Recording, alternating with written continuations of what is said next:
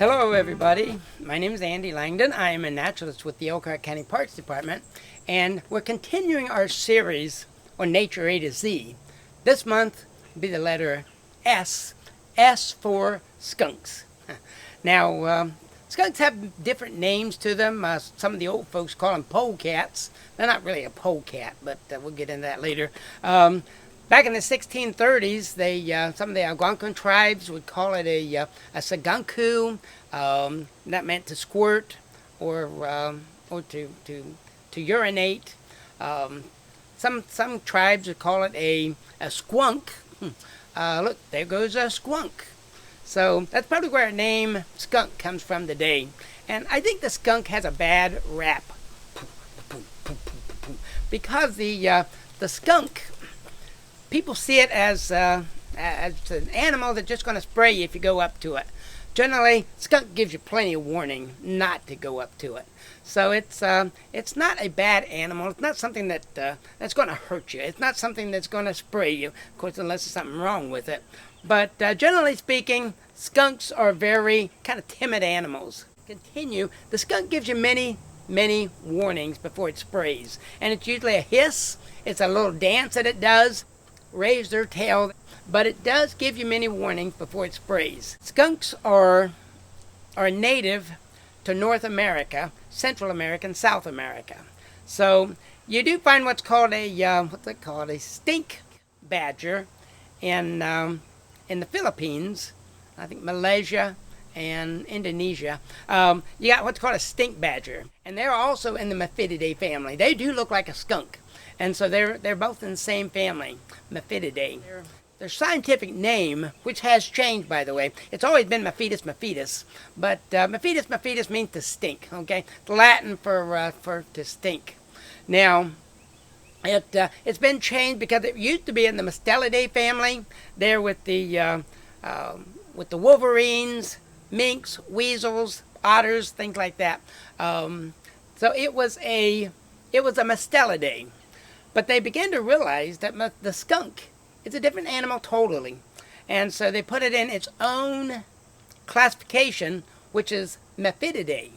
And like I said, Mephidus, I think of the word as Mephidus. My fetus stinking, okay? My feet is stinking. And that's the way I remembered it when I was in high school. Mephidus. So it's an easy one to remember. But it is Latin for to stink, okay, or odor, something like that. The skunk is one of my favorite critters. It's a nighttime animal. And generally speaking, and I've never come upon a skunk, never, and gotten sprayed by it. And many skunks that I've come upon, I've never gotten sprayed by a skunk. Female skunks are called does. Their babies are called kits, just like the lunch kit. Okay, mama usually will spend about 2 months during gestation period, and then she'll find a place that is suitable for her. She generally digs a den, not always. Sometimes she'll go underneath your house or whatever, and she has around anywhere from 1 to 7 babies, sometimes 8. So the kits are born blind, and they're born helpless, so they'll stick with mama for about a year. The babies will be born anywhere from April through June. And Papa doesn't take any responsibility for the baby. That's Mama herself that does the raising of the young. Now, even the young babies, they can spray after about 3 months old. They can spray, but generally they don't. The babies are capable of spraying. They've got a little bit of a gland that they can spray. Skunks have these glands. And a full-grown skunk can have a gland about the size of a grape, anywhere from the size of a grape to the size of maybe a walnut seed. And they're located on either side of its anus. Okay, so you have, it's basically got 2 squirt guns there, and it can hit you with one or both of them. And they're accurate to within about 10 feet. They can spray, some people say they can spray up to 13 feet, and I've even read that there have been skunks that sprayed up to 15 feet. So a skunk can hold about 2 to 4 tablespoons of spray, depending on the skunk itself. So that's about that much spray. So it's not urine that they're spraying. It's the little sac located on each side of their anus that they've got basically two barrels there, and they can hit you with one or both of them. So they're pretty accurate. They can hit you right in the face. It's a chemical that's called N-butyl mercaptan. And you think it stinks by itself. Try adding water to it. If you think a skunk's kill on the road is bad, try skinning a skunk sometime. You cannot breathe. I mean, it just gags you. It's about like sticking a bottle of ammonia up to your nose and trying to breathe. So it's very, very powerful stuff. Now, you've probably seen animals that got sprayed in the face. They start rubbing their nose in the ground. They do that for a reason. This spray is very, very putrid, and it will sting. It can cause temporary blindness. It can cause nausea. If it gets in your eyes and your nose, it can be very painful. And once you get sprayed by this animal, it's black and white. And so you'll always recognize that animal. So normally, skunks will not spray, but if you keep bothering them, then they will. Keep in mind that this is the skunk's only defense, other than its color itself. Most animals know to stay away from it. But those that don't, they learn very quickly. And this spray that's inside of them will take about a week for them to replenish. So if he sprays you and along comes a coyote or something wants to eat him, he's got no defense. So he doesn't spray unless he absolutely has to. But this chemical that he sprays is it's an oil. And they say use tomato juice. Well, tomato juice is fine, but it's not the best. It will help to break down the smell, the oils in the N-butyl mercaptan, but it doesn't get rid of them, and it's not going to get rid of this smell itself. For that, there are better things that you can use to get rid of that smell, and one is you mix 1 quart of hydrogen peroxide to about a quarter cup of baking soda, and you add to that about a teaspoon of dishwashing detergent. You mix that together, and you wash your dog. You have your kids wash your dog in that, and that'll get rid of the smell. It may take a couple of times, but it gets rid of the smell. Skunks are mostly insect eaters, but they're omnivorous, which means that they eat just about anything. They don't really care. They're pretty much opportunists.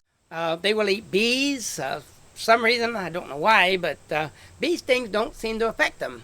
The other thing is snake bites don't seem to affect them. They're pretty hardy critters, but they are opportunists. So they eat anything, fruit, any kind of animal matter that way. And yes, they will kill chickens. So they will get in your chicken yard. They will get into your trash and things like that. But they used to call them polecats, but they're not a true polecat. A polecat is actually the cousin of a domesticated ferret. So they look almost exactly alike. And some people, when they come over to the United States, or back then North America, they looked at this skunk and they said, well, that's a polecat. And because that's what they reminded them of, was a polecat. So they've called it polecats. Generally, people don't call them polecats anymore. They call them skunk. I used to have a dog named Skunk. I called him Skunk because he looked like a skunk. But also called him Grizzly Bear because he growled like a grizzly bear. Poor thing. Never did know his name. No wonder he never came to me when I called him. The skunk itself comes in a variety of patterns, okay? They don't really walk. They kind of waddle. They're kind of cute to watch because of the way their body is shaped here. But they will come in a variety of patterns. Okay, sometimes they're pure black, sometimes they're pure white. Sometimes they have a stripe that goes right down their back. Other times this stripe will split. And they also have these long toes, which are excellent for digging in logs. And this is why you don't see them in the winter time. Unless it's a really mild day out in the winter, then you might see one occasionally. But generally in the wintertime, you don't see them. They go into a torpid sleep, but they don't truly hibernate. They go into a torpid sleep. And of course, in the wintertime, you don't find a lot of insects, so you don't find a lot of skunks out either. But they will sleep most of the winter. If you got a skunk in your trap, what I do is I take a blanket and I put it over me, and I just walk slowly toward the trap, and I don't make any sudden moves, and I put the blanket over top the trap. And that way, if the skunk does spray, at least he sprays the blanket instead of me. But he's never offered to spray. I've never had one spray me. So a skunk is to be respected, but not feared. Okay, I would tell you a skunk joke, but all my skunk jokes stink. A little humor there. All right. Here's one. A rabbit, a squirrel, and a skunk were walking down the street, and they come to this intersection. Well, they're trying to figure out which way to go. So should they go straight, to the right, to the left? So the rabbit says, my instincts tell me to go right. And the squirrel says, my instincts tell me to go left. And the skunk says, well, my instincts too, but it doesn't talk to me. So what are some of the enemies of a skunk? Some of the enemies of a skunk would include coyotes, foxes, eagles will take a skunk down, badgers, bobcats. Its main enemy, of course, is man and sometimes hawks, but also owls are a big enemy. Remember, the skunks are nocturnal. Okay, so they're going to hunt at nighttime. That's when the owls are out. So the great horned owl is one of the main enemies of the skunk. The great horned owl will take out a skunk, it take out small dog, take out cats, any small animal that way. Great horned owls will take out. And skunks can live up to about 10 years in captivity, but generally about 3 years out in the wild. Some of the diseases that a skunk might get are two of the big ones. Is rabies and most generally canine distemper. So what do you do if you have skunks? You don't know what to do with them. Well, there are several things that you can do. One is to play a radio loud. If you know that they're underneath there, generally a talking, not songs, but talking, a lot of talking on the radio. Pretty soon that will drive out mama and her babies. You can use a light up the whole area underneath there if you can get to it. You can also use things like ammonia, things like that to bad smells that might deter this thing and get it out of there. Once again, this is Andy Langdon with the Elkhart County Parks Department and Nature A to Z with the letter S for skunks. Thank you for watching.